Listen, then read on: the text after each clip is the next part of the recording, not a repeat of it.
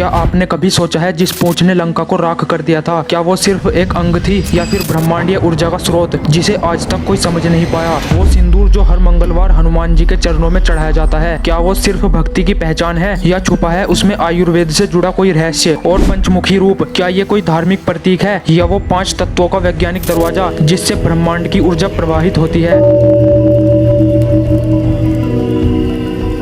हनुमान चालीसा की वो 24वीं चौपाई जिसे हम रोज पढ़ते हैं, क्या वो सिर्फ कविता है या फिर एक मानसिक कवच जो अदृश्य शक्तियों को भी दूर कर देता है? और सबसे बड़ा रहस्य जो हमें बार बार बेचैन करता है, अगर हनुमान जी अमर है तो वो अभी कहाँ है? क्या वो आज भी हमारे बीच है, कहीं छुपकर हमारी परीक्षा लेते हुए? राम राम दोस्तों, मेरा नाम मोनू है और आज जो वीडियो आप देख रहे हैं वो थोड़ा सा अलग होने वाला है, क्योंकि आज हम सिर्फ भक्ति नहीं बल्कि एक ऐसे डिवाइन एडवेंचर पर जाने वाले हैं जहाँ रहस्य छुपा है, साइंस छुपी है और वो भी हनुमान जी के अंदर। दोस्तों, आपने हमेशा सुना होगा भगवान राम का हर अटका हुआ काम हनुमान जी ने कर दिया आसान, लेकिन क्या कभी सोचा है कि हनुमान जी सिर्फ एक भक्त या वीर नहीं बल्कि एक सुप्रीम पावर थे, एक ऐसे देवता जिनके रूप में इतने लेयर्स हैं कि शायद हमने कभी उनको एक नजर से देखा ही नहीं। तो तैयार हो जाइए एक ऐसे स्पिरिचुअल सफर के लिए जहां हम हनुमान जी के वो 5 रहस्य जानेंगे जो 99% लोग आज भी नहीं जानते।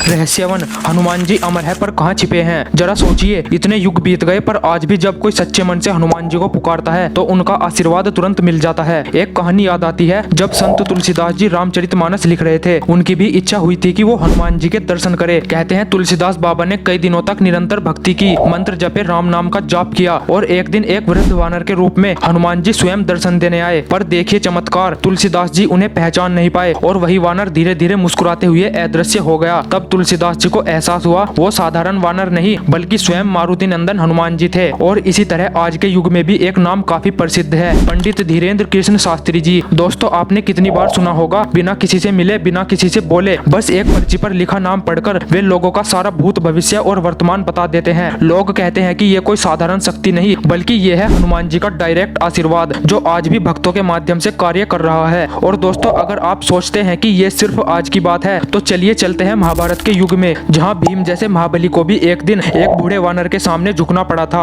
दोस्तों, भीम को लगा कि वो संसार में सबसे शक्तिशाली है, पर जब एक साधारण सी लगने वाली वानर की पूंछ को भी शक्तिशाली भीम नहीं हिला पाए तब उन्हें समझ आया कि ये कोई साधारण वानर नहीं बल्कि स्वयं पवन पुत्र हनुमान जी है जिन्होंने उसे उसके अहंकार से मुक्त किया। तो सोचिए दोस्तों, जब जब अभिमान बढ़ता है, जब जब श्रद्धा घटती है, हनुमान जी किसी न किसी रूप में किसी न किसी भक्त के माध्यम से फिर से इस संसार में प्रकट हो जाते हैं। बस जरूरत है उनकी उपस्थिति को महसूस करने की। दोस्तों, क्या आपने कभी जिंदगी में कोई ऐसा अनुभव किया है जब लगा हो कि कोई अदृश्य शक्ति आपको बचा रही थी? शायद कहीं ना कहीं वही महावीर हनुमान जी थे। दोस्तों, ये सिर्फ एक कहानी नहीं है बल्कि एक रिमाइंडर है कि हनुमान जी अब भी इस दुनिया में एक्टिव है। बस जरूरत है शुद्ध भक्ति और श्रद्धा की, तब जाके वो अपनी दिव्य लीलाओं का दर्शन करवाते हैं। और इसी वजह से शास्त्रों में लिखा है, जहाँ जहाँ भगवान राम का नाम लिया जाएगा वहाँ वहाँ हनुमान जी स्वयं उपस्थित रहेंगे। सोचिए, कहीं आपके आसपास भी कोई छुपा हुआ हनुमान जी के रूप में हो सकता है। रहस्य नंबर 2, पंचमुखी हनुमान जी का वैज्ञानिक रहस्य। एक चेहरा, 2 नहीं पूरे 5 चेहरे। क्या आपने कभी सोचा है हनुमान जी का पंचमुखी रूप सिर्फ एक चमत्कार नहीं था बल्कि ब्रह्मांड के 5 गहरे रहस्यों का प्रतीक था? शिव पुराण के अनुसार जब रावण का भाई अहिरावण श्री राम और लक्ष्मण को पकड़कर पाताल लोक ले गया तब एक ही उपाय था, पंचमुखी हनुमान का अवतार। दोस्तों, हनुमान जी ने 5 दिशाओं में एक साथ दर्शन किए और सिर्फ एक झटके में अहिरावण का अंत कर दिया। लेकिन सवाल उठता है, ये 5 मुख आखिर सिंबलाइज क्या करते हैं? क्या ये सिर्फ रूप थे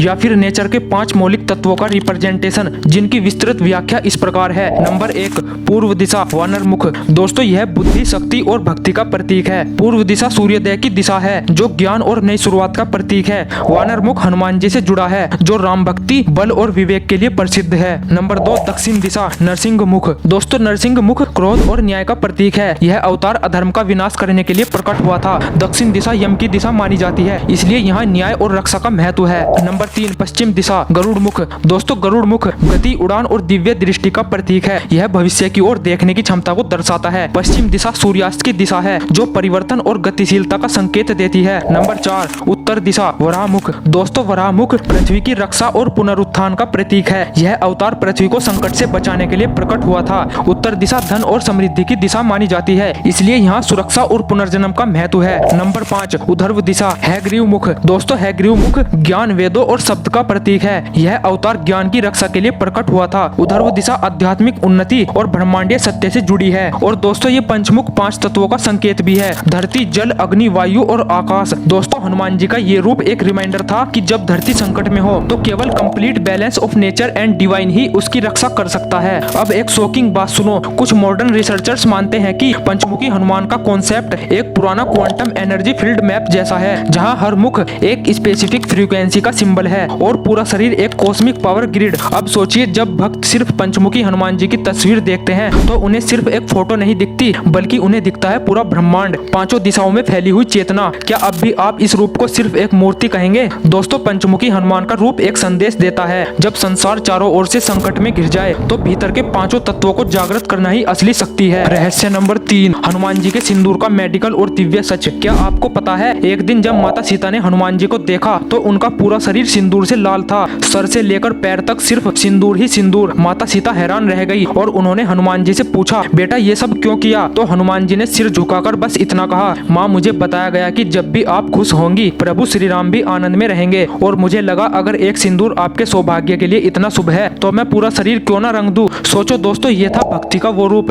जहाँ सिर्फ भावना नहीं समर्पण का सागर था। लेकिन रुकिए, इस सिंदूर के पीछे सिर्फ इमोशनल कहानी नहीं है, बल्कि इसमें एक आयुर्वेदिक और वैज्ञानिक रहस्य भी छुपा हुआ है, जो आज भी मॉडर्न साइंस को चौंका देता है। अब आप सोच रहे होंगे सिंदूर में क्या साइंस, तो सुनिए दोस्तों, प्राचीन समय में जो सिंदूर प्रयोग होता था वो होता था मरकरी सल्फाइड यानी शुद्ध हिंगुल। ये कोई आम पदार्थ नहीं था। मरकरी सल्फाइड का सूक्ष्म प्रयोग शरीर की नाड़ी तंत्र, मन और ऊर्जा के केंद्रों को एक्टिवेट करता है। आयुर्वेद कहता है जब इसे माथे पर लगाया जाए तो ये पीनियल ग्लैंड को एक्टिवेट करता है, यानी आज्ञा चक्र को चेतना की ऊंचाई तक पहुंचा देता है। इससे अलर्टनेस बढ़ती है, स्ट्रेस घटता है और डिवाइन कनेक्शन गहरा होता है। अब सोचिए, हनुमान जी जो पूर्ण ब्रह्मचारी, पूर्ण योगी और पूर्ण शक्तिशाली है, वो अगर अपने पूरे शरीर पर ये डिवाइन एनर्जी वाला तत्व लगा ले तो क्या वो मात्र धार्मिक परंपरा होगी या फिर एक स्पिरिचुअल पावर बूस्टर? और दोस्तों इसी कारण आज भी लाखों भक्त हनुमान मंदिरों में जाकर सिंदूर चढ़ाते हैं, क्योंकि वो जानते हैं ये सिर्फ रंग नहीं बल्कि ये एक ऊर्जा का स्रोत है। और एक इंटरेस्टिंग बात सुनिए, मेडिकल साइंस भी अब मानता है कि कुछ खनिज जैसे कि सिन्नाबार, सिंदूर का प्राचीन स्वरूप, अगर कंट्रोल्ड रूप में इस्तेमाल हो तो इनका असर नर्वस सिस्टम और इमोशनल बैलेंस पर गहरा पड़ता है। तो दोस्तों अब जब अगली बार आप हनुमान जी की प्रतिमा पर सिंदूर चढ़ाए तो आंखें बंद करके एक पल के लिए सोचिए, मैं किसी साधारण मूर्ति पर सिंदूर नहीं चढ़ा रहा, बल्कि मैं एक लिविंग एनर्जी सोर्स को एक्टिवेट कर रहा हूँ।